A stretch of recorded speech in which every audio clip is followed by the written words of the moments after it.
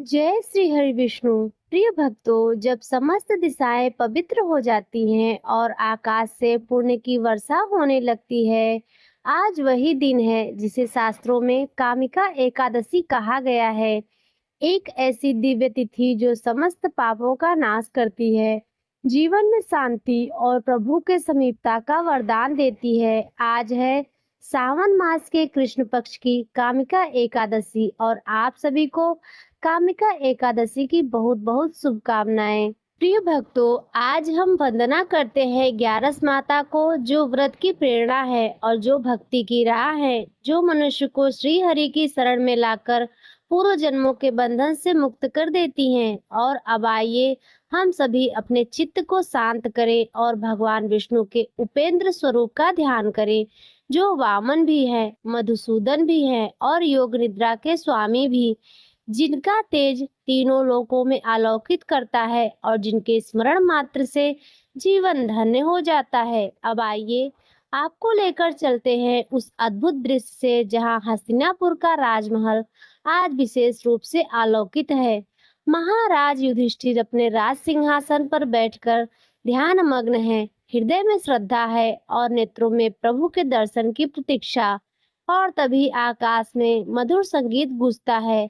स्वर्ण विमान पर विराजमान श्री कृष्ण अपनी तेजस्वी मुस्कान, शांत नेत्रों और करुणामय दृष्टि के साथ हस्तिनापुर के प्रांगण में अवतरित होते हैं। युधिष्ठिर महाराज हाथ जोड़कर नमन करते हैं और प्रश्न करते हैं, हे प्रभु, कृपा करके बताइए कि कौन सी एकादशी मन, वचन और कर्म को पवित्र करके प्रभु के समीप ले जाती है। तब श्री कृष्ण मुस्कुराते हुए कहते हैं, राजन, आज मैं तुम्हें बताऊंगा कामिका एकादशी की वह पुण्यमय कथा जो देवताओं द्वारा भी वंदनीय है। तो आइए भक्तों, प्रभु श्री हरि के उपेंद्र स्वरूप ग्यारस माता की वंदना और श्री कृष्ण के श्रीमुख से निकली इस पावन कथा में हम अपने मन, वचन और आत्मा को अर्पित करें।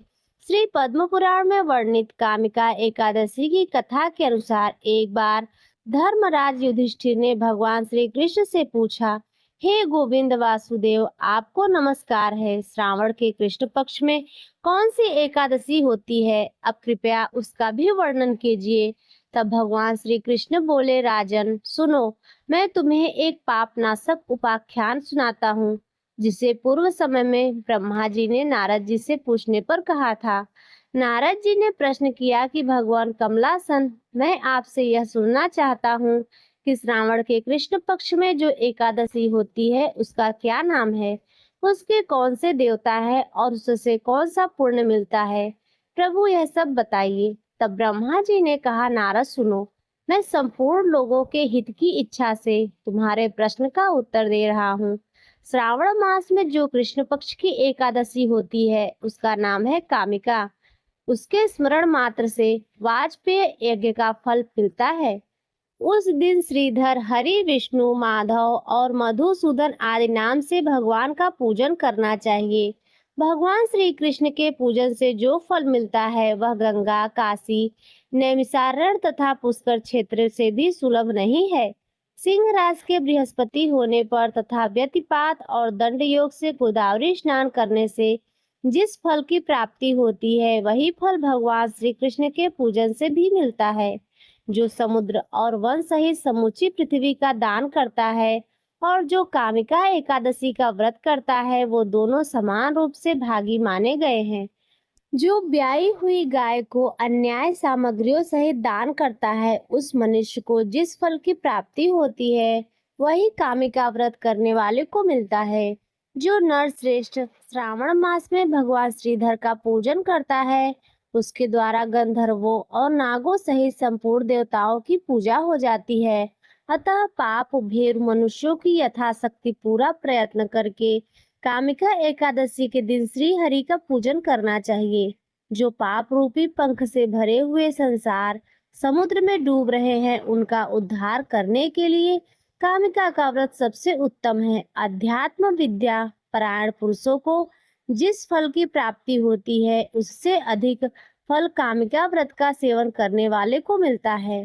कामिका एकादशी का व्रत करने वाला मनुष्य रात्रि में जागरण करके ना तो कभी भयंकर यमराज का दर्शन करता है और ना ही कभी दुर्गति में पड़ता है। लाल मणि, मोती, वैदुर्य और मूंगे आदि से पूजित होकर भी भगवान विष्णु वैसे संतुष्ट नहीं होते जैसे तुलसी दल से पूजित होने पर होते हैं। जिसने तुलसी की मंजरियों से श्री केशव का पूजन कर लिया है, उसके जन्म भर का पाप निश्चय ही नष्ट हो जाता है। जो दर्शन करने पर सारे पाप समुदाय का नाश कर देती है, स्पर्श करने पर शरीर को पवित्र बनाती है, प्रणाम करने पर रोगों का निवारण करती है, जल से सींचने पर यमराज को भी भय पहुंचाती है, आरोपित करने पर भगवान श्री कृष्ण के समीप ले जाती है और भगवान के चरणों में चढ़ाने पर मोक्ष रूपी फल प्रदान करती है, उस तुलसी देवी को नमस्कार है। जो मनुष्य एकादशी को दिन रात दीप दान करता है, उसके पुण्यों की संख्या स्वयं चित्रगुप्त महाराज भी नहीं जानते। एकादशी के दिन भगवान श्री कृष्ण के सम्मुख जिसका दीपक जलता है, उसके पितर स्वर्गलोक में स्थित होकर अमृत पान से तृप्त होते हैं। घी अथवा तिल के तेल से भगवान के सामने दीपक जलाकर मनुष्य देह त्यागने के बाद करोड़ों दीपकों से पूजित होकर स्वर्गलोक में जाता है। भगवान श्री कृष्ण कहते हैं, हे युधिष्ठिर, यह तुम्हारे सामने मैंने कामिका एकादशी की महिमा का वर्णन किया है। कामिका सब पातकों को हरने वाली है, अतः मनुष्यों को इसका व्रत अवश्य करना चाहिए। यह स्वर्गलोक तथा महान पुण्य फल देने वाली है। जो मनुष्य श्रद्धा के साथ इसका महात्म्य श्रवण करता है, वह सब पापों से मुक्त होकर श्री विष्णु लोक में जाता है। अब सुनिए कामिका एकादशी की एक और कथा। धार्मिक ग्रंथों के अनुसार कालांतर में किसी गांव में एक बहुत ही बलशाली क्षत्रिय रहा करता था। उसे अपने बल पर बहुत ज्यादा गर्व था। हालांकि वह धर्मपरायण था, नित्य प्रतिदिन जगत के पालनहार श्री विष्णु की पूजा उपासना करता था। एक दिन वह विशेष कार्य हेतु कहीं जा रहा था। रास्ते में उसकी भिड़ंत एक ब्राह्मण से हो गई। उस समय वह क्रोध में आ गया। ब्राह्मण व्यक्ति उसे कुछ समझाता उससे पहले ही वह ब्राह्मण से हाथापाई करने लगा। ब्राह्मण बहुत दुर्बल था और वह बलशाली क्षत्रिय के प्रहार को सहन नहीं कर पाया। इसके चलते तुरंत ही ब्राह्मण की मृत्यु हो गई। यह देखकर बलशाली क्षत्रिय सकते में आ गया। वह अब प्रायश्चित करने लगा। उसे अपनी गलती का एहसास हुआ कि उसने बल के दम पर निर्बल ब्राह्मण की हत्या कर दी है। आवेग में आकर ब्राह्मण व्यक्ति की हत्या करने से वह बेहद दुखी हुआ और यह सूचना पूरे गांव में देखते ही देखते आग की तरह फैल गई। क्षत्रिय व्यक्ति ने गांव वालों से क्षमा याचना की, साथ ही ब्राह्मण का अंतिम संस्कार विधि विधान से करने का वचन भी दिया। लेकिन क्षत्रिय तो ब्रह्म हत्या का पाप लग चुका था। तब पंडितों ने अंतिम क्रिया में सम्मिलित होने से इनकार कर दिया। उस समय क्षत्रिय ने सभी ब्राह्मणों के पैरों में गिड़गिड़ाकर उनसे ब्राह्मण दोष निवारण के लिए उपाय जानना चाहा। तब पंडितों ने कहा कि ब्रह्म हत्या दोष का प्रायश्चित करने के पश्चात ही हम लोग आपके घर पर भोजन ग्रहण करेंगे। यह सुनकर क्षत्रिय ने ब्रह्म हत्या दोष प्रायश्चित करने का उपाय पूछा। पंडितों ने कहा कि सावन मास के कृष्ण पक्ष की एकादशी तिथि को विधि विधान से जगत के पालनहार भगवान श्री हरि की पूजा उपासना करो, साथ ही ब्राह्मणों को भोजन कराओ और दान दक्षिणा दो। ऐसा करने से तुम्हें ब्रह्म हत्या दोष से मुक्त हो जाओगे। उसके बाद क्षत्रिय ने ब्राह्मण व्यक्ति का दाह संस्कार किया। ब्राह्मणों के वचनानुसार सावन के कृष्ण पक्ष कामिका एकादशी तिथि पर क्षत्रिय ने विधि विधान से भगवान विष्णु की पूजा उपासना की, साथ ही ब्राह्मणों को भोजन कराकर यथासंभव दान दक्षिणा भी दी। उसी रात क्षत्रिय के सपने में भगवान विष्णु आकर बोले, मैं तुम्हारी भक्ति से प्रसन्न हूँ। आज के दिन तुमने विधि विधान से मेरी पूजा की है। इस व्रत के पुण्य प्रताप से तुम्हें ब्रह्म हत्या दोष से मुक्ति मिल गई है। माना जाता है कि अपने पापों का प्रायश्चित करने और भविष्य में कभी ऐसी गलती ना दोहराने के लिए सच्चे मन से यदि कामिका एकादशी का व्रत रखा जाए तो जाने अनजाने में किए गए हर पाप से मुक्ति मिल जाती है। जैसे ही श्री कृष्ण ने धर्मराज युधिष्ठिर को कामिका एकादशी की यह पूर्णमयी कथा सुनाई, हस्तिनापुर की राजसभा दिव्यता से उठी। चारों ओर गूंजने लगे भगवान के जय घोष, नारायण नारायण, एकादशी की महिमा जय, श्री कृष्ण भगवान की जय। धर्मराज युधिष्ठिर ने हाथ जोड़कर प्रभु के चरणों में शीश नवाया और कहा, हे माधव, इस व्रत की कथा को सुनकर मेरा हृदय भक्ति भाव से भर गया है। जो पुण्य तीर्थों में जाकर भी कठिनाई से मिलता है, वह आज आपकी वाणी से सहज ही प्राप्त हो गया है। भगवान श्री कृष्ण मुस्कुराए और बोले, राजन, जो भक्त कामिका एकादशी का व्रत करता है और श्रद्धा से इसकी कथा का श्रवण करता है, वह समस्त पापों से मुक्त होकर स्वर्ग और मोक्ष की ओर अग्रसर होता है। यह व्रत रुद्र, ब्रह्मा और समस्त देवताओं द्वारा भी बंधित है। इतना कहकर श्री हरि अपने दिव्य विमान पर आरूढ़ हुए और धीरे धीरे आकाश के आलोक में विलीन होते गए। वातावरण में दिव्य संगीत गूंजने लगा और हस्तिनापुर की सभा में उपस्थित सभी ने मन ही मन भगवान का स्मरण करते हुए कामिका एकादशी व्रत का संकल्प लिया। तो आइए हम भी उस परंपरा से जुड़े श्रद्धा, विश्वास, भक्ति के साथ इस व्रत को करें, ताकि प्रभु श्री हरि की कृपा हम सबके जीवन में उतर आए। कामिका एकादशी श्रावण मास के कृष्ण पक्ष की 11 तिथि यानी 11वें दिन पड़ती है और यह व्रत भगवान विष्णु के उपेंद्र स्वरूप को समर्पित है। मान्यता है, इस दिन श्रद्धा से व्रत रखने और पूजन करने से व्यक्ति को तीर्थ स्नान, गोदान और हवन से अधिक पुण्य की प्राप्ति होती है। एकादशी उपवास रखने वाले व्रती को 10वीं तिथि को सूर्यास्त से पहले ही भोजन ग्रहण करना चाहिए, जो कि सात्विक होना चाहिए। भोजन में लहसुन, प्याज, मांस, मदिरा, अंडा, मसूर की दाल या बैगन आदि पूर्णतः वर्जित माने जाते हैं। रात्रि को ब्रह्मचर्य का पालन करें, मानसिक शुद्धि और संयम रखें। एकादशी के दिन प्रातःकाल ब्रह्म मुहूर्त में उठकर स्नान करें और शुद्ध वस्त्र धारण करें। व्रत का संकल्प लें। भगवान विष्णु का ध्यान करते हुए यह संकल्प लें कि आज मैं कामिका एकादशी का व्रत श्रद्धा पूर्वक रखूंगा या रखूंगी और विधि पूर्वक पूजन करूंगा। हे प्रभु, कृपया मेरी व्रत पालन की इच्छा को स्वीकार करें। फिर पूजा स्थान को गंगा जल से शुद्ध करें। एक साफ चौकी पर पीला या सफेद वस्त्र बिछाएं। भगवान की प्रतिमा या तस्वीर की स्थापना करें। अब भगवान को पीले वस्त्र, तुलसी दल, पुष्प, धूप, दीप, नैवेद्य, फल आदि अर्पित करें। भगवान विष्णु का ध्यान करें। भगवान विष्णु के ध्यान का मंत्र ओम श्री विष्णुवे नमः, ओम नारायणाय नमः और इसके अलावा हरे कृष्ण महामंत्र का जप कर सकते हैं।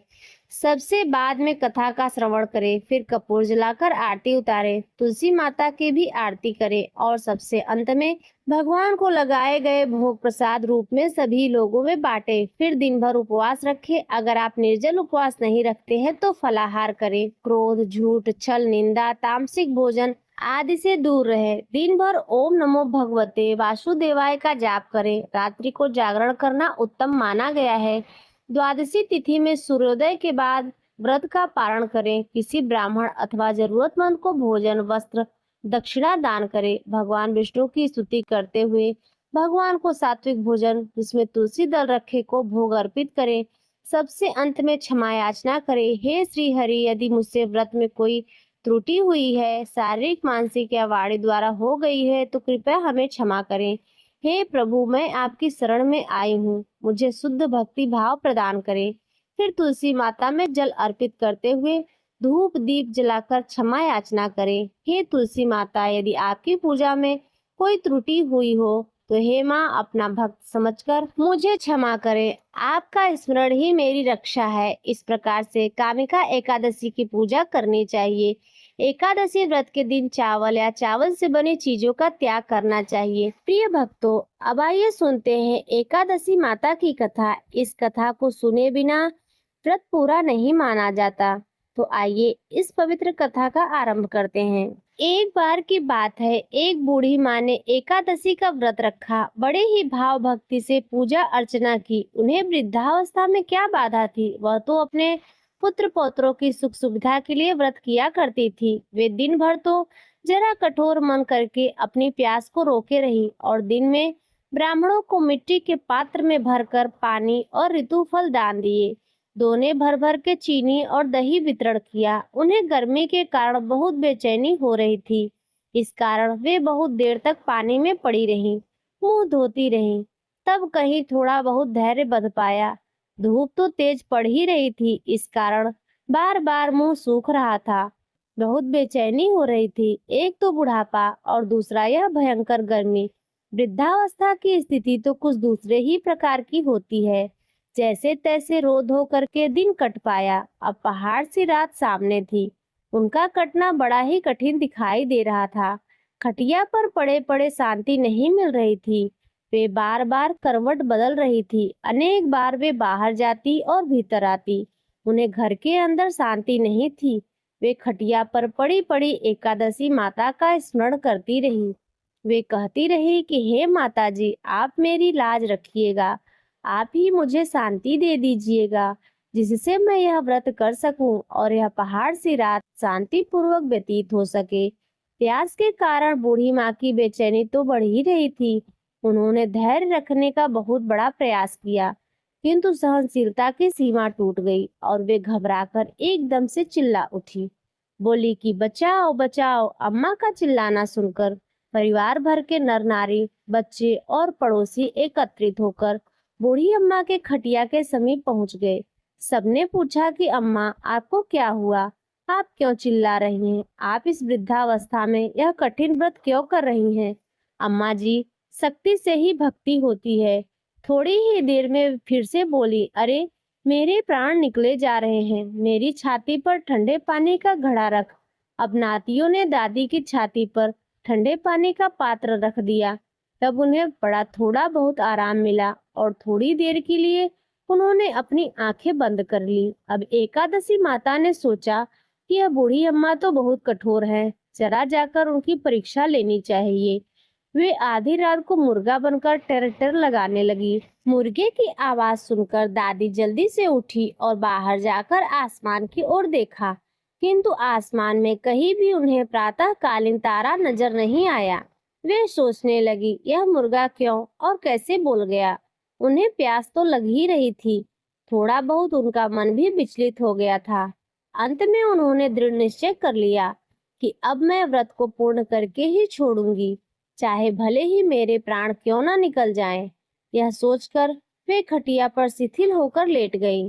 थोड़ी देर में एकादशी माता ने उनकी फिर से परीक्षा लेनी चाहिए। एक छोटी सी बालिका एक गिलास में शरबत लेकर उनके सिरहाने आकर खड़ी हो गई और जोर से बोली, दादी जी, सवेरा हो गया है, आप हाथ मुंह धोकर शरबत पी लीजिए। पहले तो शरबत का गिलास देखकर उनका मन मचल उठा, किंतु अचानक व्रत का स्मरण हो आया और उन्होंने सोचा, मैं किसी भी प्रकार से अभी शरबत नहीं पी सकती हूँ। और वे शांति पूर्वक अपनी खटिया पर लेट गई। फिर थोड़ी ही देर में उन्हें ऐसा लगा जैसे किसी ने उन्हें पानी के कुएं में पलट दिया हो। वे बड़ी देर तक हाथ पैर चलाती रही, किंतु उन्होंने अपने मुंह में एक बूंद भी पानी जाने नहीं दिया। वे दृढ़ता पूर्वक अपना व्रत पालन करती रहीं। थोड़ी देर में न जाने कहां से सामने आग जलने लगी, जिससे भारी गर्मी बढ़ने लगी। प्यास के कारण प्राण निकलने लगे, किंतु बूढ़ी अम्मा का कुछ भी नहीं बिगाड़ पाया। वे जहां की तहां मुस्कुराती हुई बैठी रहीं। थोड़ी देर बाद बाहर प्रकाश दिखाई देने लगा। ऐसा लगा जैसे सवेरा हो गया हो। बूढ़ी अम्मा ने जब बाहर निकलकर देखा तो समझ गई अभी सवेरा होने में 3 से 4 घंटे की देरी है। यह जानकर वे शांति पूर्वक इधर उधर घूमने लगी। फिर एकादशी माता यह बात अच्छी तरह से समझ गई कि यह बूढ़ी अम्मा किसी भी प्रकार से अपने व्रत से टल नहीं सकती। वे उनके सत्य व्रत को अच्छी तरह से समझ गई। अब सवेरा होते ही बूढ़ी माता ने स्नान किया, भगवान का पूजा पाठ किया, एकादशी की कथा सुनी, ब्राह्मणों को दक्षिणा देकर भोजन कराया। तब कहीं उन्होंने अपने व्रत का पारण करके जल ग्रहण किया। कन्याओं को भोज कराने के बाद अम्मा ने स्वयं भोजन किया। उस श्रेष्ठ व्रत के प्रभाव से बूढ़ी अम्मा की आयु में वृद्धि हो गई। उनका घर परिवार हरा भरा हो गया। अब उनको कोई भी अभाव न रहा। वे हर तरह से सुख साधनों से संपन्न हो गई। नाती नातिन से उनका घर भर गया और वे उसी दिन से 12 महीने की एकादशी का व्रत करने लगी। एकादशी माता के व्रत के प्रताप से इस संसार में हर प्रकार के सुख भोग कर अंत में वह बैकुंठ धाम को चली गई। जैसे एकादशी माता ने बूढ़ी माता और उसके परिवार को हरा भरा किया, ऐसे ही एकादशी माता हम सभी की मनोकामनाओं को पूर्ण करिए। तो बोलिए श्री लक्ष्मी नारायण भगवान की जय, एकादशी माता की जय। प्रिय भक्तों, यह थी श्रावण मास के कृष्ण पक्ष की कामिका एकादशी व्रत कथा। यह कथा यहीं पर संपन्न होती है। तो आज की कथा यदि आपको अच्छी लगी हो तो वीडियो को लाइक कर दीजिए। अगर आप चैनल पर पहली बार आए हो तो सब्सक्राइब कर दीजिए और कमेंट में जय श्री हरि विष्णु अवश्य लिखिए।